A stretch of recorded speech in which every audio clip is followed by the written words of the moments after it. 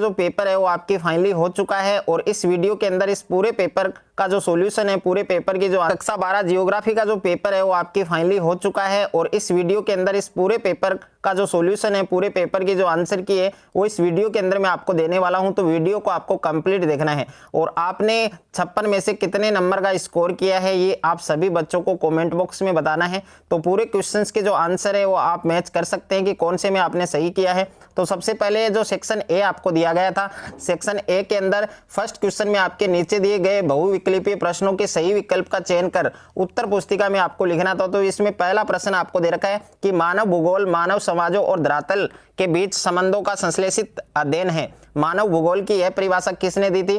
तो इसमें ब ऑप्शन आपका करेक्ट होगा, रेटजेल ने। ओके, अगर आपने ब ऑप्शन किया है तो ये आपका सही होगा। उसके बाद में सेकंड क्वेश्चन है आपके कि निम्नांकित में से एशिया का सर्वाधिक आबादी वाला देश कौन सा है? चीन। तो इसमें द ऑप्शन आपका सही होगा। अगर आपने इसमें द ऑप्शन किया है तो ये आपका करेक्ट है। और आपने 56 में से कितने नंबर का स्कोर किया है, कितने नंबर आपके बन रहे हैं, तो ये आप सभी बच्चों को कमेंट बॉक्स में जरूर बताना है। तीसरा प्रश्न है भारत के उत्तरी पूर्वी राज्यों में स्थानांतरणशील कृषि को क्या कहा जाता है? तो इसमें झूमिंग कृषि होगा, यानी ए ऑप्शन आपका करेक्ट होगा। उसके बाद में यहाँ पर प्रश्न संख्या 4 है आपके कि आधारभूत उद्योग कौन सा है? तो 4 ऑप्शन आपको दिए गए, इसमें स ऑप्शन आपका करेक्ट होगा, लोह इस्पात। उसके बाद में 5वां प्रश्न दे रखा है आपके कि तृतीयक के क्रियाकलाप का उदाहरण है, तो इसमें परिवहन होगा आपके ए ऑप्शन। अगर आपने ए ऑप्शन किया है तो ये आपका करेक्ट होगा। उसके बाद में प्रश्न संख्या 6 आपको दे रखा है कि आधुनिक संचार का साधन है, तो इसमें इंटरनेट होगा, द ऑप्शन आपका सही होगा। उसके बाद में अगला प्रश्न है प्रश्न संख्या 7 है कौन से समुद्री मार्ग को वृद्ध ट्रंक मार्ग कहा जाता है? तो इसमें स ऑप्शन आपका करेक्ट होगा, यानी उत्तरी अटलांटिक समुद्री मार्ग। उसके बाद में नेक्स्ट है आपके प्रश्न संख्या 8 आपको दे रखा है कि एशिया का आंथ्रोपोपतन कौन सा है? तो इसमें मुंबई होगा, यानी द ऑप्शन आपका करेक्ट होगा। उसके बाद में प्रश्न संख्या 9 आपको दे रखा है कि विश्व व्यापार संगठन का मुख्यालय कहाँ स्थित है? तो विश्व व्यापार संगठन का मुख्यालय है वो आपके जिनेवा में, यानी ए ऑप्शन आपका करेक्ट होगा। उसके बाद में प्रश्न संख्या 10 आपको दे रखा है कि गैरिसन नगर का उदाहरण है, तो गैरिसन नगर का आपको उदाहरण बताना है, तो इसमें स ऑप्शन आपका सही होगा, अंबाला। उसके बाद में अगला प्रश्न है आपके प्रश्न संख्या 11 दे रखा है पेय फसल कौन सी है? तो पेय फसल आपके कॉफी होगी, तो इसमें ब ऑप्शन आपका सही होगा। उसके बाद में प्रश्न संख्या 12 आपको दे रखा है कि अरवारी पानी संसद किस राज्य की जल संभर प्रबंधन योजना है? तो इसमें द ऑप्शन आपका सही होगा, राजस्थान।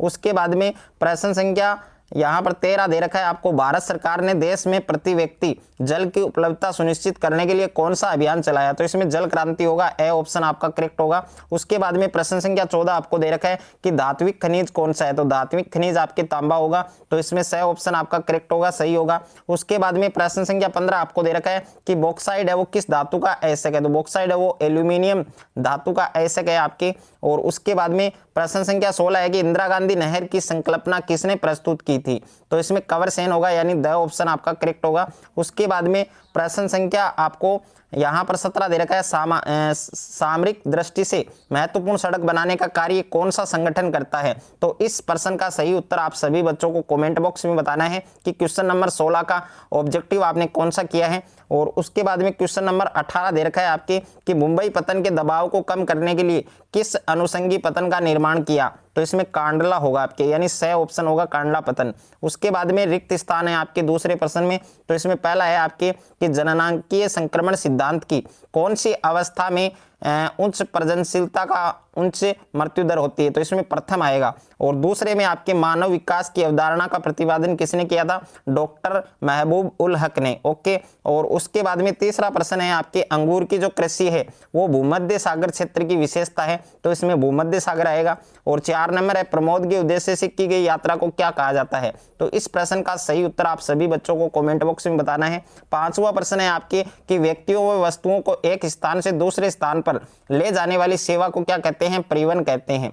और प्रश्न संख्या 6 है आपकी कि अंतर्राष्ट्रीय व्यापार का प्रवेश द्वार किसे कहते हैं? बंदरगाह या फिर पतन को? अगर आपने बंदरगाह किया तो भी सही है, अगर आपने पतन किया तो भी सही है। और प्रश्न संख्या 7 है 2011 की जनगणना के अनुसार भारत में सर्वाधिक जनसंख्या घनत्व वाला राज्य कौन सा स्टेट कौन सा है? बिहार। ओके, और उसके बाद में प्रश्न संख्या 8 आपको दे रखा है कि रानीगंज व झरिया कौन से नगरों के उदाहरण है, तो पर्यटन आएगा इसमें। और प्रश्न संख्या 9 है आपकी, केंद्र सरकार द्वारा प्रायोजित जल संभर विकास योजना कौन सी है, हरियाली। और प्रश्न संख्या 10 है कि सूखा संभावित क्षेत्र कार्यक्रम कौन सी पंचवर्षीय योजना में शुरू किया, तो चौथी पंचवर्षीय योजना। ओके, तो और आगे के अति लघुत्तरीय प्रश्न है, यानी पेपर है वो आपका बहुत ही इजी गया था। ये आपके सेक्शन बी है, सेक्शन बी भी आपके बहुत ही इजी था, और सेक्शन सी है वो भी आपके बहुत ही इजी